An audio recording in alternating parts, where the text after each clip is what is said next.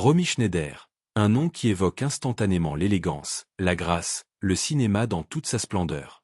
Elle fut l'une des actrices les plus aimées d'Europe, une étoile née en Autriche, révélée au monde entier par son rôle mythique de Sissi, l'impératrice radieuse. Un rôle qui, à lui seul, la propulsa dans la légende. Mais derrière les robes somptueuses, les tapis rouges et les flashs des photographes, il y avait une vérité bien plus sombre, celle d'une femme que le chagrin ne quittait jamais vraiment. Le 29 mai 1982, Paris se réveille sous le choc. Dans son appartement du 11 arrondissement, Romy Schneider est retrouvée sans vie. Elle n'a que 43 ans. Les autorités parlent d'insuffisance cardiaque. Une mort naturelle, dit-on, mais il y a un détail qui intrigue, aucune autopsie n'est pratiquée. Dès lors, les rumeurs s'envolent. Suicide? Overdose? Un geste désespéré après des années de drame personnel? Ou simple arrêt du cœur, brisé par trop de peines accumulées? Car Romy n'était pas seulement une star. Elle était aussi une femme qui avait traversé les tempêtes les plus violentes. Trahison, amour brisé, drames familiaux. Autant de blessures invisibles qui, peut-être, ont fini par l'engloutir. Alors, que s'est-il vraiment passé pendant ces dernières heures? A-t-elle succombé à la douleur d'une vie trop lourde à porter? Ou son cœur a-t-il simplement cessé de battre, épuisé? Pour le savoir, il faut plonger dans son histoire, et découvrir l'envers du décor, là où les projecteurs ne brillent plus, et où commence la vérité. Née Rosemary Magdalena Halbach en 1938, Romy grandit dans une famille où le théâtre et le cinéma sont une tradition presque sacrée. Ses parents, tous deux acteurs, lui transmettent un héritage prestigieux, mais aussi un poids. Très vite, on attend d'elle qu'elle perpétue la lignée. Pourtant, son talent dépasse largement ce simple héritage. Il y a dans son regard une intensité, une sincérité qui accroche la caméra comme peu d'actrices en sont capables. À seulement 15 ans, elle décroche son premier rôle marquant dans Quand refleuriront les lilas blancs. Devant l'écran, le public découvre un mélange rare d'innocence et de magnétisme. 1 an plus tard, elle est déjà saluée comme la révélation la plus excitante du cinéma européen. Les critiques parlent d'une étoile naissante, d'un visage que l'on n'oubliera jamais. Puis vient le rôle qui change tout, l'impératrice Élisabeth dans la trilogie Sissi. Elle n'a que 17 ans, mais incarne la grâce impériale avec une telle conviction que le public en reste ébloui. Les spectateurs ne voient plus une actrice, mais l'incarnation vivante d'une légende. Le succès est colossal, et bientôt Sissi devient bien plus qu'un film, un phénomène culturel, gravé dans la mémoire collective de toute une génération. Pourtant, derrière les sourires et les robes somptueuses, Romy sent déjà la cage se refermer. Ce rôle qui l'a rendue célèbre menace de la définir pour toujours. Et alors que tout le monde s'attend à la voir reprendre la couronne impériale dans de nouvelles suites, elle fait un choix impensable, dire non. Elle refuse 6 films supplémentaires, renonce à une fortune colossale, et brise net le chemin tout tracé que le succès lui offrait. Ce n'est pas un caprice, c'est une déclaration. Romy ne sera pas prisonnière d'un personnage, même si ce personnage lui a apporté la gloire. Elle quitte l'Autriche et s'installe en France. Ce déménagement est plus qu'un simple changement de décor, c'est un acte d'indépendance, presque une fuite vers une liberté artistique. Très vite, elle se fait une place dans le cinéma français, tournant sous la direction de géants comme Luchino Visconti, Orson Welles, Joseph Losey. Elle gagne l'admiration des critiques par la finesse de son jeu et la profondeur de ses émotions. Coco Chanel elle-même dira un jour qu'elle est l'incarnation ultime de la femme idéale. 2 fois récompensée par le César de la meilleure actrice, elle devient un véritable trésor national, autant en France qu'en Allemagne. Mais si le monde voit en elle l'image de la perfection, la réalité est bien différente. Derrière l'élégance, derrière le succès, Romy cache un univers bien plus sombre que ses rôles ne le laissent paraître, et cette part d'ombre ne cessera de grandir. Romy Schneider voit le jour en 1938, à Vienne, dans une Europe déjà plongée dans la tourmente. Quelques mois plus tôt, l'Autriche a été annexée par l'Allemagne nazie. Ses parents, Wolf Albacretti et Magda Schneider, sont tous deux acteurs, happés par les projecteurs et par leurs propres ambitions. Romy, elle, ne reçoit ni l'attention ni la tendresse que mérite un enfant. Dès ses premières années, elle vit séparée de ses parents, confiée à des pensionnats. À l'âge de 4 ans, le divorce tombe. Et avec lui, l'idée d'une famille stable s'effondre. L'enfance de Romy se résume à des dortoirs froids, des visages inconnus et un sentiment lancinant d'abandon. Loin des rires et des jeux, elle apprend très tôt à se construire seule, dans un silence qui devient son quotidien. Lorsque Romy a 14 ans, Magda réapparaît dans sa vie. Mais ce retour n'est pas motivé par l'amour maternel. Magda a un projet, précis et calculé. Elle veut faire de sa fille une star, et rien ni personne ne se mettra en travers de ce plan. Elle choisit son nom de scène, signe ses contrats, contrôle son image. Romy n'est plus une adolescente, elle devient un produit à façonner. Le climat familial se fait encore plus lourd lorsque Magda épouse Anne Serber-Blatzheim, un riche homme d'affaires connu pour ses excès. Pour Romy, cette présence masculine est synonyme d'angoisse. Elle confiera plus tard. Il me regardait comme s'il voulait me déshabiller. J'étais terrifié. Ces mots, simples et bruts, révèlent un traumatisme profond.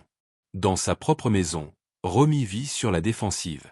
Elle ne se sent ni protégée ni aimée.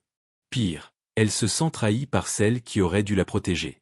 À 17 ans, le triomphe de Sissi bouleverse sa vie. Du jour au lendemain, elle devient l'impératrice éternelle dans le cœur du public.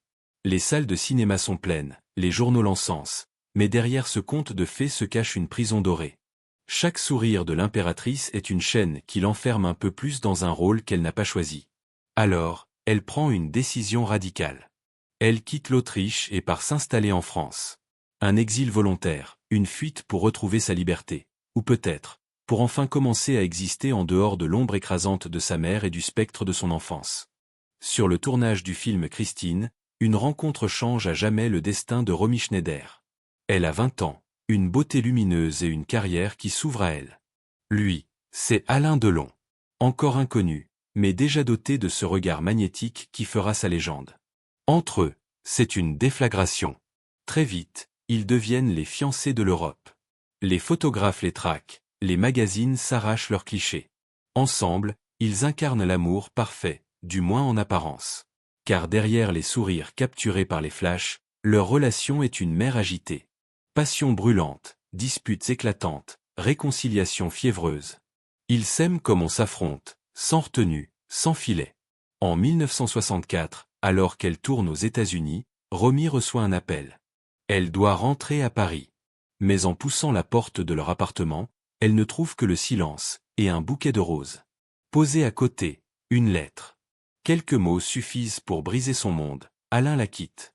Il part avec Nathalie Barthélemy, enceinte de lui. Romy s'effondre. L'humiliation est publique, la douleur intime. Incapable de supporter ce vide, elle tente de mettre fin à ses jours. Ce geste désespéré laisse une cicatrice invisible qui ne la quittera plus. 2 ans plus tard, Romy croit trouver une forme de stabilité. Elle épouse l'acteur allemand Harry Meyen. En 1967, leur fils David voit le jour. C'est sans doute la période la plus douce de sa vie. Une maison, un enfant, un semblant de paix. Mais cette parenthèse ne dure pas. Les tensions s'accumulent, l'amour s'érode, et le couple finit par divorcer en 1975. Peu après, Meyen se suicide. Pour Romy, c'est un choc. Elle porte en elle la culpabilité, comme si son départ avait précipité sa fin. Elle se remarie alors avec Daniel Biasini, son secrétaire. De cette union naît sa fille Sarah. Mais là encore, l'histoire se fissure rapidement. Les disputes reprennent, la distance s'installe. Romy se réfugie dans l'alcool, et pourtant, sur les plateaux, elle livre des performances inoubliables, comme dans L'important c'est d'aimer.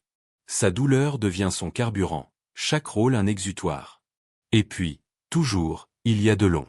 Même séparés, il reste une présence diffuse, un fantôme bien vivant. En 1969, le tournage de La Piscine les réunit à nouveau. Sur l'écran, leur alchimie explose, ravivant les rumeurs. Mais dans la vraie vie, Delon ne revient jamais vraiment. Il reste l'homme qu'elle a aimé plus que tout, et qu'il a laissé derrière lui.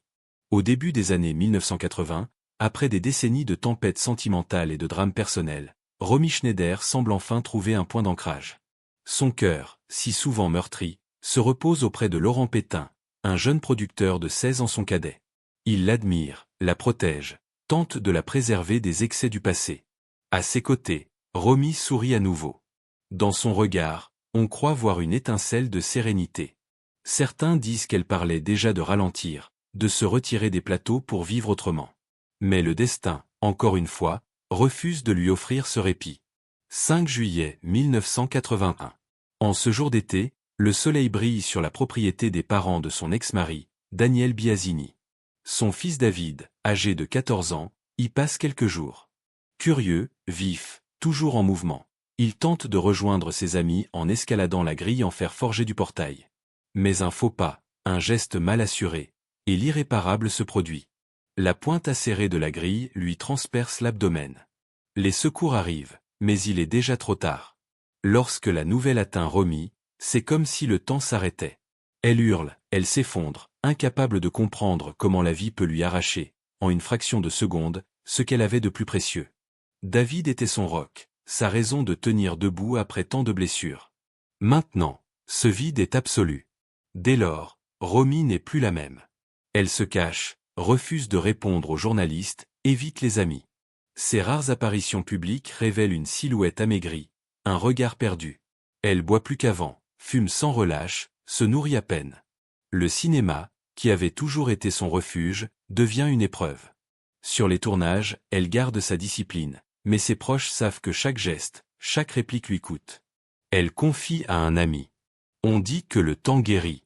Mais le temps ne fait rien. Il ne rend rien. Les mois passent, mais la douleur reste intacte, brute, insupportable. Laurent Pétain tente de la sauver de ses démons, mais Romy s'enfonce, comme attirée par une ombre qui ne la quitte pas. 29 mai 1982. Paris s'éveille lentement, mais chez Romy, la lumière ne se rallume plus. Ce matin-là, Laurent la trouve sans vie, étendue sur le canapé. Elle n'a que 43 ans. Officiellement, les médecins parlent d'une crise cardiaque. Officieusement, beaucoup chuchotent que son cœur avait cessé de battre bien avant, le jour où celui de son fils s'est arrêté. Romy Schneider laisse derrière elle une carrière éblouissante. Si, la piscine, l'important c'est d'aimer, une histoire simple. Mais au-delà des rôles, elle laisse l'image d'une femme au charme incandescent, prisonnière d'une sensibilité trop grande pour ce monde. Une lumière fragile, qui a tout donné à l'écran, mais qui, dans la vie, n'a jamais trouvé d'abri contre ses blessures les plus profondes. Romy Schneider, une étoile qui a brillé avec une intensité rare, mais dont la lumière s'est consumée trop vite. Derrière la beauté, derrière les sourires, se cachait une femme en lutte permanente contre ses blessures, ses amours brisés et un destin impitoyable. Elle a laissé au cinéma des rôles inoubliables, où chaque regard, chaque larme, portait la vérité d'une vie vécue sans demi-mesure. Aujourd'hui encore, plus de 40 ans après sa disparition, son nom évoque la passion, la fragilité, et cette force mystérieuse qui bouleverse ceux qui croisent son histoire. Et vous, que retenez-vous de Romy Schneider, l'icône de l'écran, ou la femme derrière la légende? Si cette vidéo vous a touché, n'oubliez pas de mettre un like, de vous abonner pour découvrir d'autres histoires comme celle-ci, et de partager cette vidéo pour que la mémoire de Romy continue de vivre.